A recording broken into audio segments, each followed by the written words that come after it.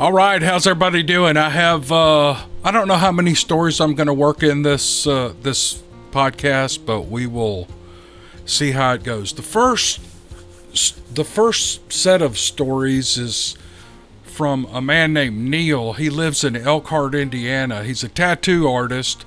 He has 2 stories in his email, and they're both pretty good, but the first one is really not a story of an encounter. But I'll give you the high points, but I want to get to his second story, which is really pretty good. He's a tattoo artist, and when these guys are working on people, they meet all kind of interesting people.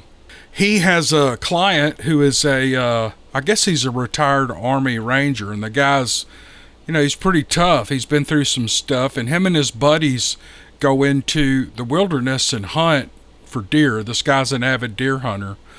And while Neil is doing the tattoo work on the man, he is asking him questions. The conversations, I'm sure some of these tattoo sessions can last for hours, and so I'm sure the conversations are quite interesting. But he asks him while they're deer hunting, does he ever hear these kind of sounds, and does he hear these kind of wood knocks and things like that? And the guy says, yeah, I've heard some of that. And then Neil asks him some more questions, and he goes, yeah, I've heard that.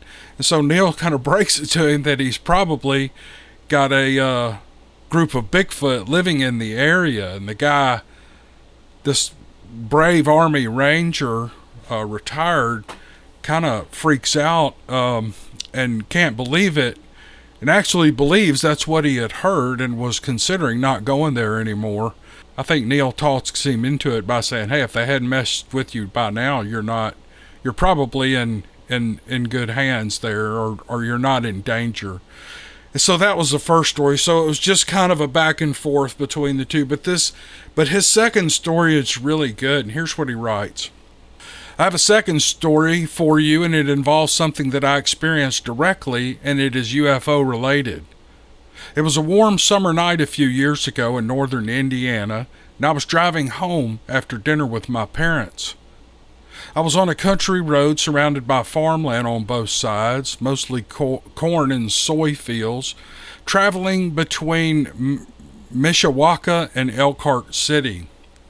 The night was calm and the sky was clear, and I was feeling great after many hours of awesome conversations with my folks. I love my parents, and I enjoy how now that I'm older, we can talk as friends as well as be family, and I can still look to them for guidance. Maybe in this mental state, I was putting out a positive vibe into the cosmos that made something otherworldly want to contact me. Alone, there on the road, I suddenly got the urge to pull over in the dirt and get out of my car and stare at the southern sky. I saw 7 radio towers 10 miles away or so that were hundreds of feet in height, with 4 to 5 bright red lights going up them at an equal distance apart from one another. That was nothing new to me. I'd grown up in the area and was familiar with them being there and the way in which they were lit. Then I saw a lone spherical orange light, smaller and not as bright as the lights from the towers, hovering between 2 of the towers. As I looked closer at this light, it began to shake slightly from right to left, and I remember saying softly to myself, if you're what I think you are, move in an erratic way and confirm it to me. Instantly after saying this, it jolted up at 40-degree angles and moved at least a half a mile in a split second toward the southwestern sky. I was amazed and excited beyond belief, but still managed at this point to be cognizant enough to pull out my smartphone and start taking a video of whatever this was. Unfortunately, I'm not one of those people who spent $700 on one of these phones, and I noticed immediately that the object was too dim to be seen in the video because it was being recorded. I tried adjusting the lighting and zooming in and even playing with the contrast settings on the phone, but it was no use. I even tried taking a few pictures after that, but I couldn't get an image of whatever this was to show up on the screen. Also, the bright lights of the towers barely showed up on the screen, even zoomed in, set at full brightness. That's what I get for buying a $115 smartphone from Walmart. So after a minute or so of messing with my phone, I decided it was just best to watch the object with my own two eyes and see what it did next, and it did not disappoint. It hovered over the spot that it had moved to silently, almost as if it was waiting for me to finish fiddling with my phone and pay it my total conscious attention. It then began to hover slightly again from side to side as I watched, and then I softly said, "Can you zigzag for me quickly in the sky?" Almost immediately it darted to the eastern sky, covering a distance of at least 2 miles in a fraction of a second, and then it darted back 4 or 5 miles toward the western sky in less than half a second. I stood there for a moment speechless and frozen, thinking only that the velocity I had just witnessed and the sudden changes in direction should have turned whoever was flying this thing into a pile of goo on the inside walls of the craft. I softly asked it to do that once more, and this time it zigzagged back and forth across and up and down the sky several times, covering even greater distances than the initial time, almost going from near zero to horizontal in a split second. I was absolutely blown away by this, and after a few moments of standing there in silent adulation, I quietly made one final request. I asked for the object to fly off quickly out of the atmosphere to prove it was spacefaring as well. The next thing I knew, the light shot off at a 20-degree angle toward the western sky, getting smaller and dimmer, and after a few seconds or less faded from my view entirely. I stood there in total awe of what I had just experienced. I felt an almost dizzying wave of positive emotional energy wash over me, especially in and around my head. No, I was not drunk or on drugs of any kind, and I have no history or visual or auditory hallucinations, nor does anyone in my family that I know of. I've seen odd things in the sky before that I could not completely identify, but nothing as amazing as this. I've heard stories of the possibilities of UFOs interfacing from miles away with a person on a conscious level, but never thought I'd experience anything like this. I'm not sure to this day if what I witnessed was a vehicle. For all I know, it could have been an intelligent, telepathic, organic being emanating light, or one simply made of bright plasma with an equally high intellect, also with telepathic capabilities. I could speculate for hours, but what I know for sure is that this object, whatever it was aware that I noticed it, and it responded to my request with gusto by performing the desired maneuvers I mentioned, and could have possibly been responsible for the very instinct to pull over and exit the car in the first place. Whatever this thing was trying to tell me, it made one simple message very clear: that we are not alone in the universe, and whatever is out there and comes here to say hello to people sometimes. I am glad that I was chosen, even just for a few minutes, for this meet and greet, and I hope that we meet again. Oh, Neil, sorry it took so long to get to your email. I know we had a little exchange in the comment section, but there it is, and I'm with you. I would love to meet I would love to see that. I would just freak out if I saw something like that. And I've caught myself lately. I have to come out at night, and the chicken house is right out here. And when I come out at night, we don't have lights around here or anything. And my wife will always ask, "What are you doing out there?" After I come in, she'll go, "What took you so long?" I may stand out there for 30 minutes just looking at the sky, seeing if I see anything moving. I have seen a couple of satellites, and they get me excited. But I have not seen a UFO, and I would really love to. I mean, I would love to have one of these experiences, and I don't know, maybe you're chosen, maybe you're not. And maybe I'm not open-minded enough to do that, but I really would, I kind of have the mind of a child. I want to see one of these things, and so maybe one day before my time is up, I'll get to see something. But Neil, thanks for the story. It was really good. I'm 60 years old. I'm an old-time hunter from Michigan. I never believed any of this BS until last September. I'm in northern Lower Peninsula, 20 miles away from any civilization, ready to take a whitetail. All day long sat to take a S in my little cubbyhole. All of a sudden, I hear branches breaking. I am downwind of this thing, and a 9-foot, 1,000-pound, two-legged hairy man steps out into the clearing. My butthole tightened up so hard, I had a Marlin 4570 leaning against a tree 1 foot from me, and I didn't think the 6 shots I had in would do anything. I sat there, clenched my cheeks, didn't breathe, barely looked at him, and he walked away. I had never been the same since. Somebody tell me what I saw. In the summer of 1968, when I was 9, we took our annual summer holiday at a small holiday camp at Romney Marsh near Rye in Sussex, located in the south of England.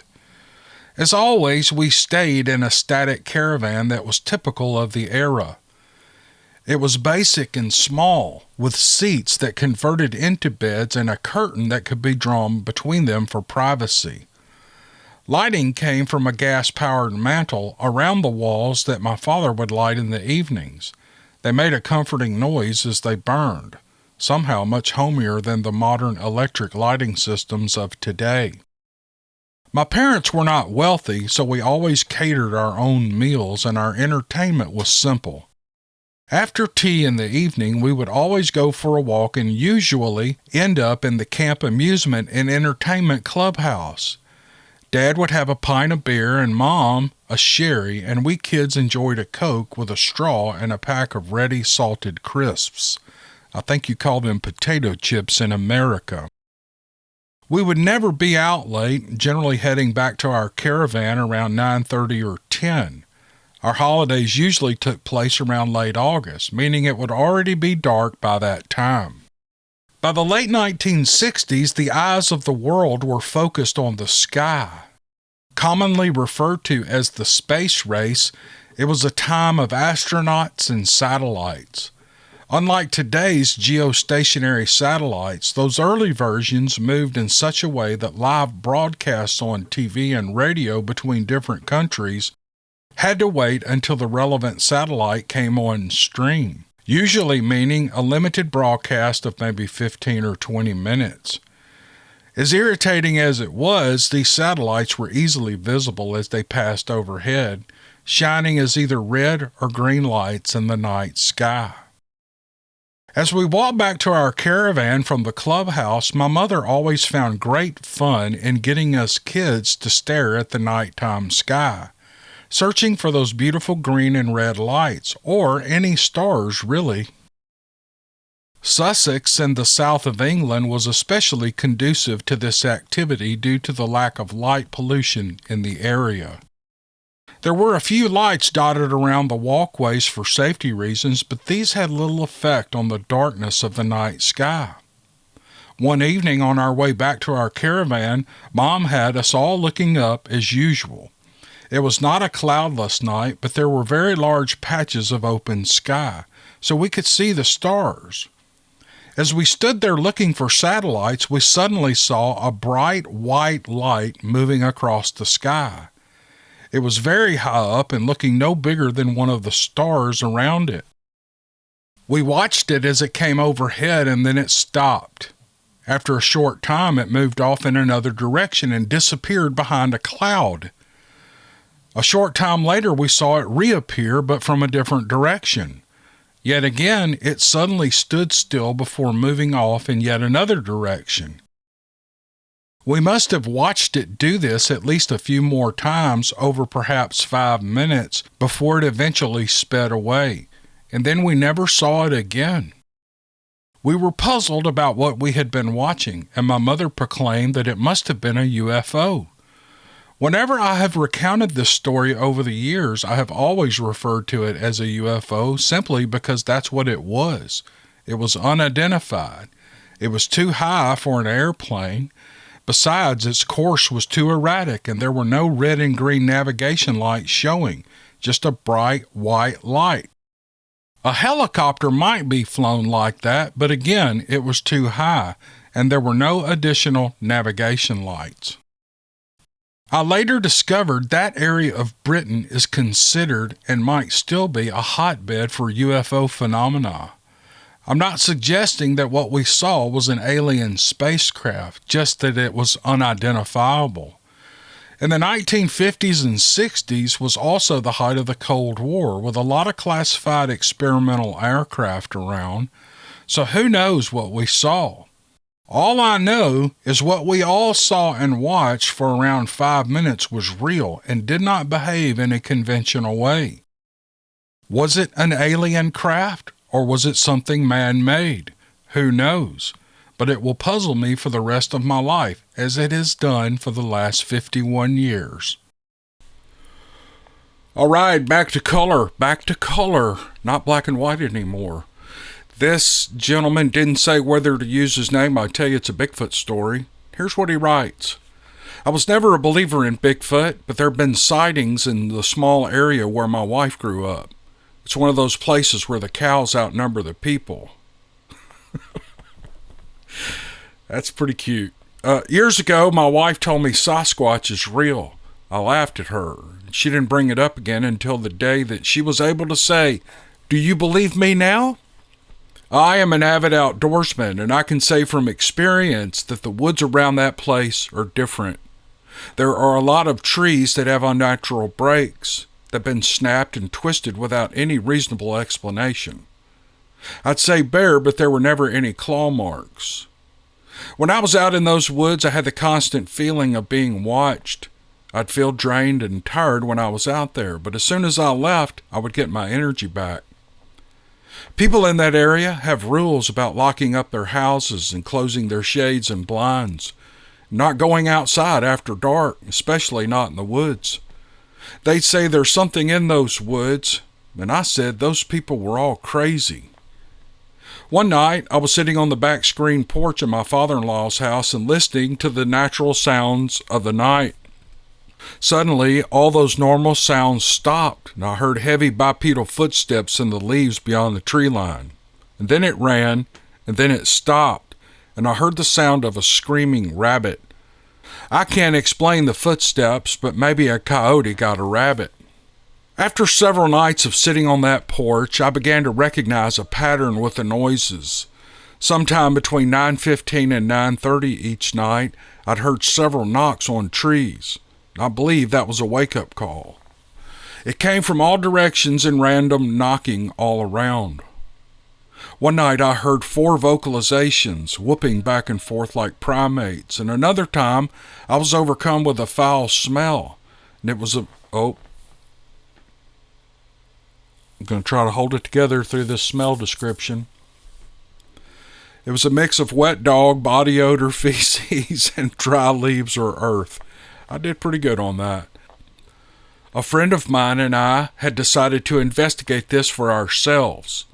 The creatures in question are believed to be nocturnal, so we equipped ourselves with night vision and we camped out there. We entered the woods on Friday, June 5, 2020, and right away we noticed that the tree breaks and bends were there. We also noticed some other things we took to be signs, and after we set up camp, we decided to follow the tree breaks in the direction that they were pointing.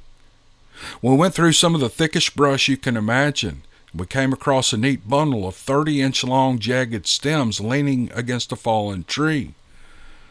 We followed in that direction, and it led us to a ravine that I believe is their water source. It was only 5 inches deep, but it was flowing. Minus the microorganisms, it was probably clean. To our right there was what looked like to be a blind covered in leaves and branches. I wanted to go to that direction because our map told us there were mine shafts in that area, but my friend for some reason was uneasy about going past the blind. He wanted to go to our left instead. We headed up the hill out of the ravine and came across a huge human-like footprint.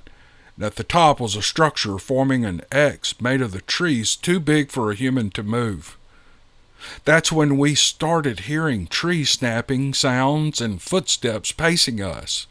We knew we were being tracked. so we picked up our pace and came onto a game trail that led straight back to camp. And from that point forward, we never shook the feeling of being watched. At 9:15 p.m., the tree knocking started. It was coming from 5 different positions surrounding the camp. At 1 a.m., we heard footsteps, twigs breaking, and leaves shuffling, first in one place and then in another. We thought maybe a herd of deer were coming by, but it was bipedal, not quadrupedal. We were surrounded. We were scanning the trees with our lights when we caught a glimpse of something large and hairy. We shined the light back, but it was already gone. My friend saw one squatted down as he moved his light across, but it was already gone when he shined it back on it, and the activity continued. At 3:30 a.m., I remembered my night vision binoculars. I was scanning the trees and caught sight of one peeking around a tree as if it were trying to hide from me. I noticed a ball floating around, and I started watching that. The creature knew I was sidetracked, and he decided to move. I lay down and very slowly belly crawled down the hill toward the thicker brush. The movement around our camp, the tree knocks, the whooping, and the feeling of being watched lasted until 5 a.m. They are primarily nocturnal. And finally, we went to sleep. We woke up to a call from my wife on my cell. She asked if we were hungry. We were away from camp for no more than a half an hour, and on our way back, we heard what sounded like arguing. It was as if a father was yelling at his son. It wasn't English, but a really fast language. The first thing I noticed when we got back to camp was my bag had been dumped out and my belongings had been rummaged through. But there was nothing missing. Everything, though, had been peed on. A lot. I was angry and frustrated, and I lay down in my hammock only to find that it was full of black beetles that started biting me. Well, my friend thought that was funny. We decided to stick branches in the ground in multiple locations around the camp and put apples on them. We had one trail cam, so we set up a nice offering in that location. Well, night came, and it was a repeat of the night before. I laid in my hammock, now cleared of the beetles, and I watched an apple I'd set really close to camp on a downed tree. Once again, I saw a floating ball, and it distracted me again. And when I looked back, the apple was gone. And then I watched the same creature from the night before playing peekaboo with me again. While I was watching this one, I heard footsteps behind me and to my left, followed by the sound of something urinating, and I assumed it was my friend, but it lasted so long that I started thinking, "Damn, buddy, you shouldn't hold it for so long." And then I heard him move in his hammock, and I knew it wasn't him. I slowly rolled over in my hammock, holding on with my right hand to try to keep myself from flipping out while grasping my night vision binoculars in my left. 5 of them were within 30 yards of us. One was crouched down and one was lying on its side, and the smaller one was standing, and there were 2 more up on the slope. They were eating the huge millipedes that infested the leaf litter. The larger one on the slope was looking at a pair of lights coming in our direction from the woods, and then it made a gesture with its left arm as if to say, "Come on, let's get out of here," and they all left. After that, it was just us and the lights that looked like glowing binocular eyes. I'd like to know what those lights were, and why were the Bigfoot afraid of them to the point that they would drop their food and run. We found a lot of tracks the next morning, and since then, my friend and I have been doing a lot of research. Once we get some better equipment, we will be going back. Dude, I don't know how you could get better equipment. You have night vision binoculars. Do you know how? Well, you know how expensive those things are. You've got the gear, you got the camping gear, and if you enjoy it, keep going at it. But be careful. I don't know anything about Bigfoot, but some of the reports are these things will be dangerous and that they're building your trust. They're pretty clever, according to some people, and sometimes they eventually suck you in and do away with you and maybe make you a meal. So be careful. But if you have any more occurrences or sightings or like this, we would all love to see them. So I hope you guys enjoyed that. I hope you're enjoying Connor's little blips here and there. Connor's a great guy. I'm going to put his link to his channel in the description, and you've probably seen a card go across with the link to his channel. Go check him out. I'm not doing this to help Connor. I'm doing this because Connor is a very interesting young man, and he has tons of great stories, and he's real interested in this stuff. So that's why you're seeing these pop up, and I hope you're enjoying it. So I will see you guys on the next podcast. Thanks for joining me. We'll see you then.